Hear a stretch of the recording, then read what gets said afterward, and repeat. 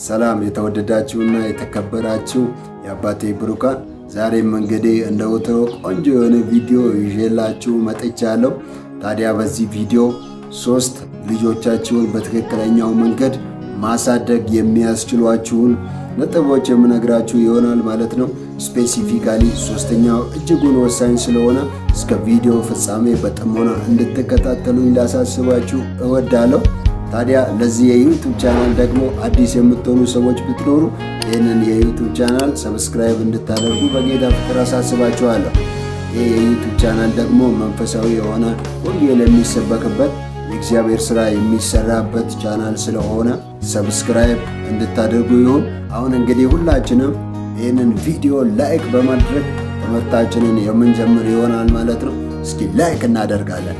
ኦኬ፣ እንግዲህ የእግዚአብሔር ቃል መጽሐፍ ቅዱስ ወላጆች ልጆቻቸውን እንዴት ማሳደግ እንዳለባቸው ይናገራልና እናም ይህንን ሐሳብ መጽሐፍ ቅዱስ ማለትም ወላጆች ልጆቻቸውን እንዴት ማሳደግ እንዳለባቸው ሲናገር በመጽሐፈ ምሳሌ በምዕራፍ 22 በቁጥር 6 ላይ እንደዚህ ብሎ ይናገራል። ልጅን በሚሄድበት መንገድ ምራው፣ በሸመገለም ጊዜ ከእርሱ ፈቀቅ አይልም እያለ ይናገራል ማለት ነው። ይህ ማለት ባጭሩ ምን ማለት ነው?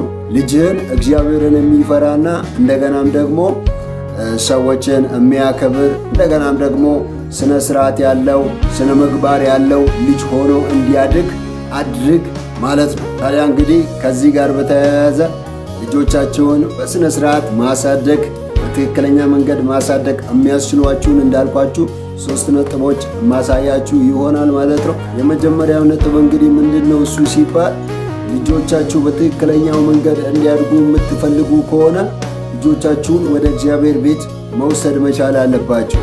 ቢካዝ ልጆቻችሁ ወደ እግዚአብሔር ቤት በሚሄዱበት ጊዜ፣ ልጆቻችሁ በእግዚአብሔር ቤት በሚያድጉበት ጊዜ የመጀመሪያው ነገር መንፈሳዊ ልጅ መንፈሳዊ ሰው ሆነው ነው የሚያድጉት። መንፈሳዊ ሰው ሆነው አደጉ ማለት ደግሞ እግዚአብሔርን የሚፈሩ ሰውንም የሚያከብሩ እንደገና ደግሞ ስነ ስርዓትና ስነ ምግባር ያላቸው ልጆች ሆነው ያድጋሉ ማለት ነው። ስለዚህ ልጆቻችሁን ወደ እግዚአብሔር ቤት መምራት እጅጉን አስፈላጊ የሆነ ነገር ነው ማለት ነው። ሁለተኛው ነጥብ እንግዲህ ምንድነው እሱ?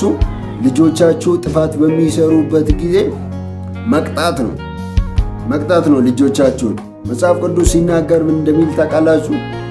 ልጅን የምትወደው ከሆነ ይላል፣ ልጅን የምትወደው ከሆነ ባጠፋ ጊዜ ቀጣው ይላል። ትክክል ነው።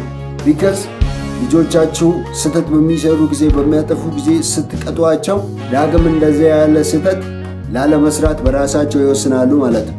ግን ስታልፏቸው እያጠፉ እያያችሁ ምናምን ዝም ስትሏቸው ዳግም እንደዚያ ያለ ነገርም ብቻም ሳይሆን በቃ ላይደል በፊት ከሰሩት ጥፋት የሚበልጥ ጥፋት የሚሰሩበት ሁኔታ ይፈጠራል ማለት ነው። አያችሁ አይደል?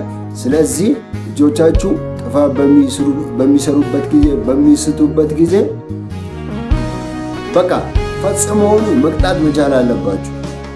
በደንብ አድርጋችሁ መቅጣት መቻል አለባችሁ። እናንተ ልጆቻችሁን ባርጩሜ ስለገረፋችሁ በዱላ ስለመታችኋቸው አይሞቱ፣ የሆነ ነገር አይሆኑ፣ ይልቁን ይስተካከላሉ እንጂ።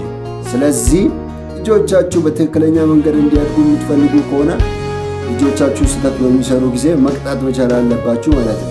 ሶስተኛውና የመጨረሻው ነገር ደግሞ ምንድነው እሱ? የልጆቻችሁን ውሎ ማስተካከል ነው። which ልጆቻችሁ አሁን እንደ ትምህርት ቤት ያለ ጋር ሲሄዱ፣ እንደ ቤተ ክርስቲያን እንደገናም ደግሞ የሰፈር አካባቢ በሚጫወቱበት ጊዜ በቃ አይደል ጥሩ ባህሪ ከሌላቸው እንደገናም ደግሞ ክፉ ከሆኑ ልጆች ጋር የሚጫወቱ ከሆነ የእናንተ ልጆች እየተበላሹ ነው የሚሄዱት። ቢካዝ መጽሐፍ ቅዱስ ሲናገር እንደዚህ ብሎ ይናገራል። ከጠቢብ ጋር የሚሄድ ጠቢብ ይሆናል፣ ከሰነፍ ጋር የሚሄድ መከራን ይቀበላል እያለ ስለሚናገር ማለት ነው። አይታችኋል አይደል? ልጆቻችሁ ከበጎ ልጆች ጋር ከጥሩ ልጆች ጋር የሚውሉ ከሆነ እነሱም በቃ ጥሩ ነገር እየተማሩ እንደዚሁም በቃ ጥሩ ልጆች ሆነው ነው የሚያድጉ፣ ለሌሎች ልጆች እንኳን አርአያ እስኪሆኑ ድረስ ማለት ነው። በተቃራኒው ደግሞ ክፉ ባህሪ ካለባቸው ጥሩ ከማይባሉ ልጆች ጋር የሚኖሩ ከሆነ እንደዚያው የተበላሹ ምን እያሉ እንደገናም ደግሞ ወደፊት የምታፍሩባቸው አይነተኛ ልጆች ሆነው ነው የሚያድጉ ማለት ነው። ስለዚህ ልጆቻችሁን በትክክለኛው መንገድ ማሳደግ የምትወዱ ከሆነ ልጆቻችሁን ውሎ ማስተካከል ይኖርባችኋል ማለት ነው። እንግዲህ ወዳጆቼ ልጆቻችሁን በትክክለኛው መንገድ ማሳደግ የምትችሉባቸው 3 ነጥቦች እኚህ ናቸው። በእውነት እንደወደዳችኋቸው ባለሙሉ ተስፋ ነኝ።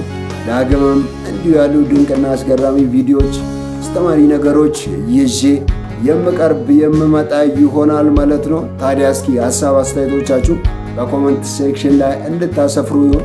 ለዚህ የዩቱብ ቻናል ደግሞ አዲስ የምትሆኑ ሰዎች ብትኖሩ ቀደም ሲል እንዳልኳችሁ ለዚህ የዩቱብ ቻናል አዲስ የምትሆኑ ሰዎች ብትኖሩ ሰብስክራይብ በማድረግ የዚህ የዩቱብ ቻናል ቤተሰብ እንድትሆኑ የወንጌል ሥራ ማስቀጠያ ምክንያት እንድትሆኑ ጥሪ ላቀርብላችሁ እወዳለሁ ማለት ነው። ይህ ቪዲዮ ደግሞ ብዙ ሰዎች ጋር ይደርስ ዘንድ ላይክ፣ ሼር እና ኮፒ ሊንክ እንድታደርጉ ይሁን። ታዲያ ዳግም በሌላ ፕሮግራም በሌላ ቪዲዮ እስክንገናኝ መልካም ሳምንት፣ መልካም ጊዜ ይሆንላችሁ።